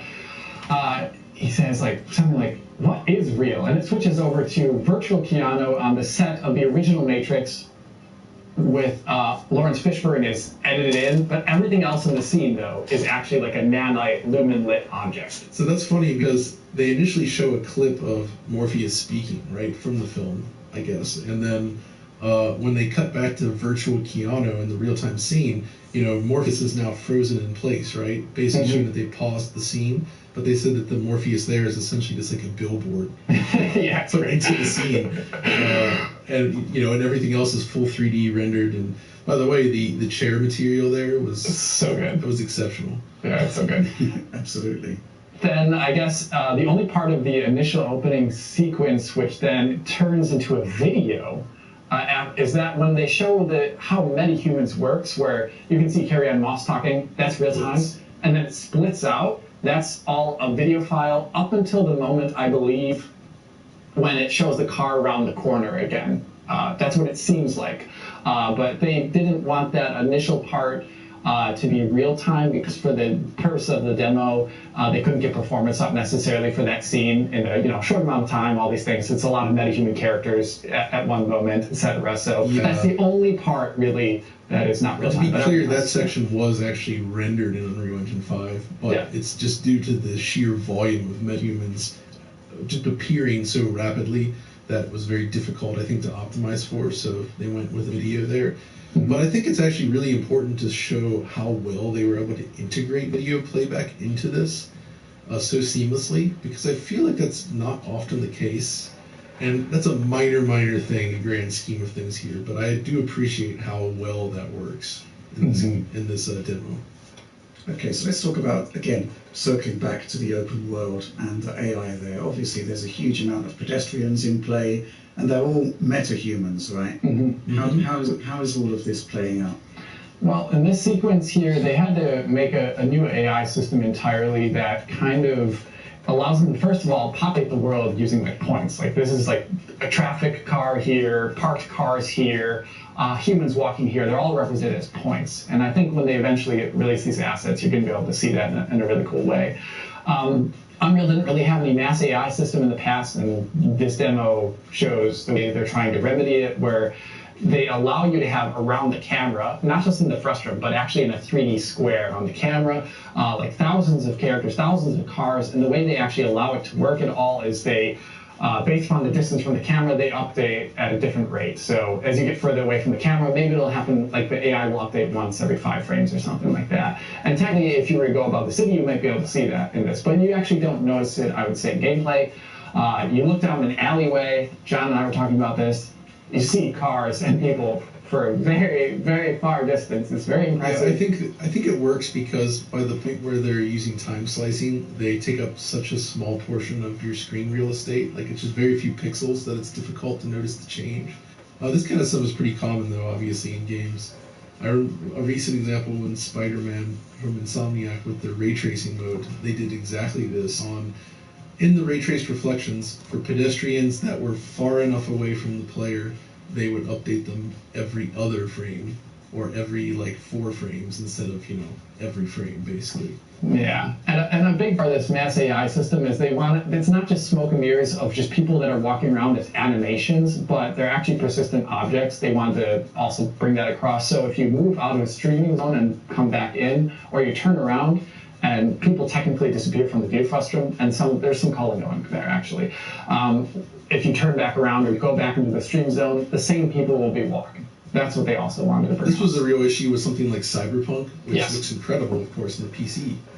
But the traffic and pedestrian system, when you move outside that bubble, it quickly starts to break apart, and you notice issues with consistency. So that does not occur here, which is impressive. So another one of the systems that they wanted to showcase in this demo was the chaos physics. And Alex, I wonder if you want to talk us through what the system is actually doing in this particular experience. You wouldn't think that this is actually in there because you're so used to, oh, it's a pre-rendered cinematic sequence, or it's a cinematic sequence. They wanted so much control over this. Everything is, like, honestly, like you watch like a Naughty Dog game, like a lot of that stuff is driven by awesome animators making sure that it looks perfect. Here, though, when you switch over especially to the character control sections, all of the car physics, the glass, and all these things that you're seeing there, it's actually driven by this chaos physics system. So when you shoot a car and it blows up in this awesome cinematic way, it's actually them just applying like a small impetus force to like the tire of the car and watching it flip around and, you know, collide and then or deform and all these things. Which I think first discovered when trying to capture multiple versions for comparison. Like, wait a minute, even just firing straight ahead, the way they explode was different. It's different each time. Yeah, so you can see like PS5 and X Series X here. It's like different, even though I'm doing the exact same thing, just holding down the trigger. So that is very cool. The car thing, though, I gotta talk about that because I thought that was so fascinating. So we mentioned earlier about how they use nanite for cars, right? But obviously it doesn't support deformation right now. So what they do is the cars are essentially broken up into these zones, 3 nanite zones, and when the player car collides with another car, they essentially switch to a normal like model mesh kind of chunk for just the area that you collide with, and then they can deform that in real time. So even though it is a nanite mesh, you still get the sort of impression that you're interacting with and deforming the mesh in real time. Though this does have a cost, I think that Alex. We'll talk about that later. But you know, some other cool things in chaos physics, like all the cloth physics, which I think are very well done in the demo. They are very tasteful. Wait, was that scene at the beginning where they showed the top of the building with the bullet time? Yes. Based on the original film, that was real time, wasn't it? Yeah, and that's based on the original film as well as some of the original film's assets. Like the Neo there is the original Warner Brothers asset that they also touched up to give it even more detail for this demo. With the beautiful flowing jacket and everything, it looks phenomenal. God, I love the Matrix. Fantastic stuff. One thing I want to clarify there is, it's, you know, Chaos, there's some real-time stuff in here too, but Chaos has the ability to bake out animations based upon its physics. Some really awesome bridge destruction at the end of the demo. As cool as it would be if that were real-time, but no, that is actually just a playback animation. That's the one of the few in the demo. Yeah. Okay, so let's just round off the kind of features discussion by talking about a couple more of the technologies that are in here that are perhaps not immediately obvious, right, Alex? Yeah, so John and I were discussing, this doesn't like Unreal Engine 4, and we say that both in a teasing and in a good way, because we're so used to seeing, Lumen is a big part of this, but we're so used to seeing that Unreal Engine 4 look.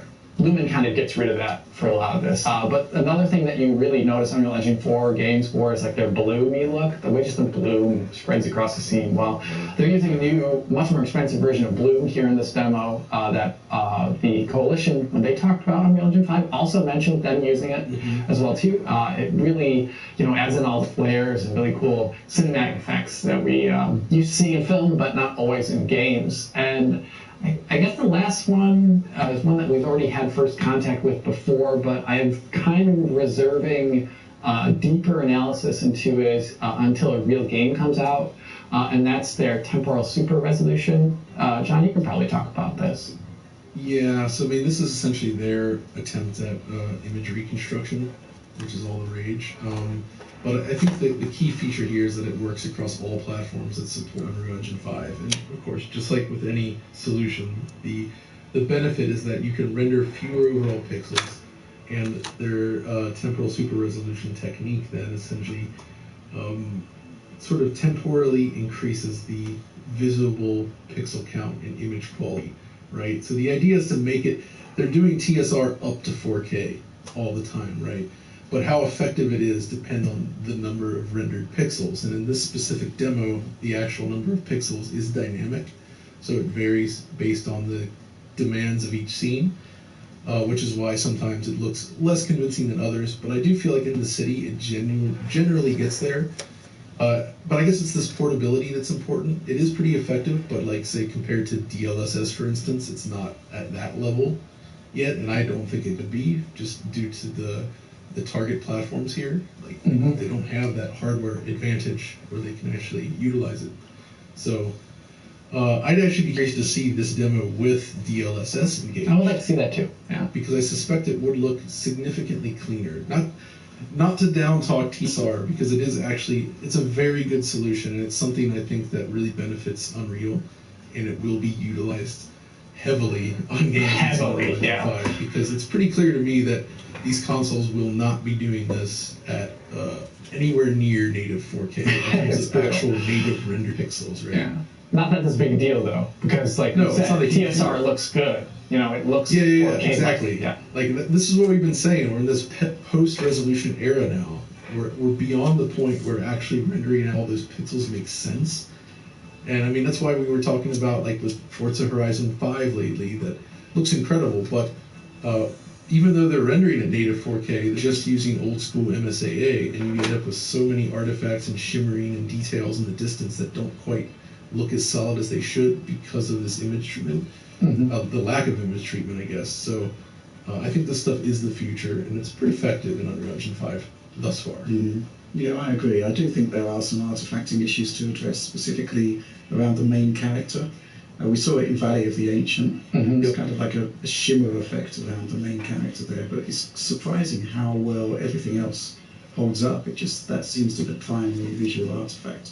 But we've kind of already started to segue into the console implementation here, which I'd really like to talk about, because this is the first time that we've had something running in real time on the consoles that we can take a look at. I mean, we've had Valley of the Ancient on PC, which was pretty incredible, but it's never released in PlayStation 5 or Xbox formats. But this time, we've got PlayStation 5, we've got Xbox Series X, and crucially, I think, for sort of demonstrating whether it is actually capable of the next-gen features. We do have Xbox Series S.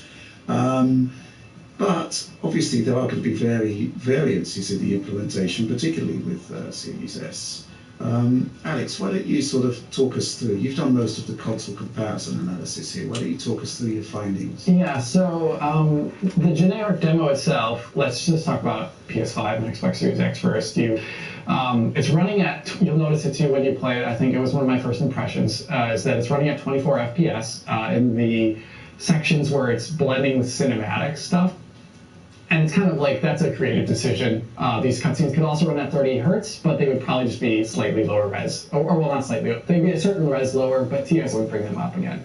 And then in the gameplay sequence is, like when you're in the open city or when it switches over to you shooting, that's all 30 FPS as well too. 30 FPS targets. Now, sometimes on like the Xbox Series X and PlayStation 5, you'll see dips. Some of that is because the frame pacing is not so great with their current implementation of how they limit frame rate, and we talked to them about this as well too. That's like one of the things they want to fix in future iterations of the engine. They are looking into it, and they do have valid reasons for why this is still an issue.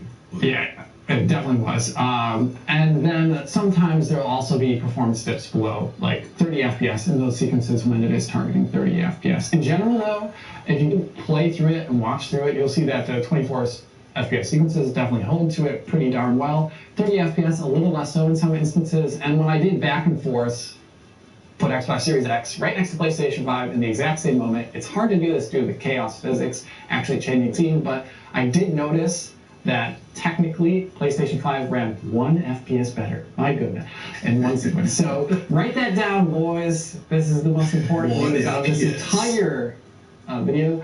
Now you're going to have people reminding me of Mario Kart 8 on the Wii U, which ran 59. Yeah, this is very different. Well, 1 FPS isn't a big deal, but that was a different issue. That was a very different issue. Alex, you've got to stop rewriting the power narrative. Yes,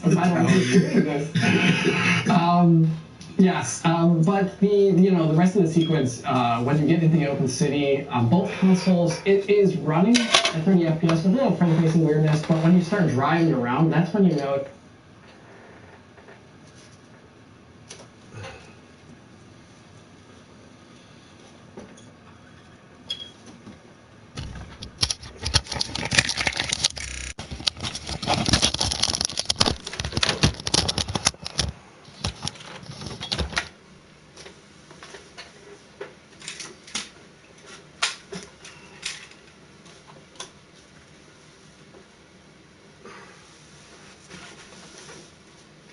I gotta figure out something to put on canvas before the day is over with.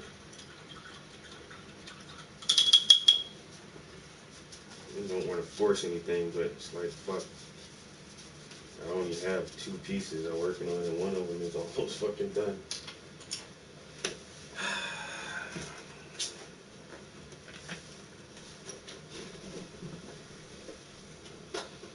She just looked at you like, really? No warning, no nothing? I know he was right there. He almost ran you over, didn't he? You telling on him? You telling? You heard her. Alright, we out here.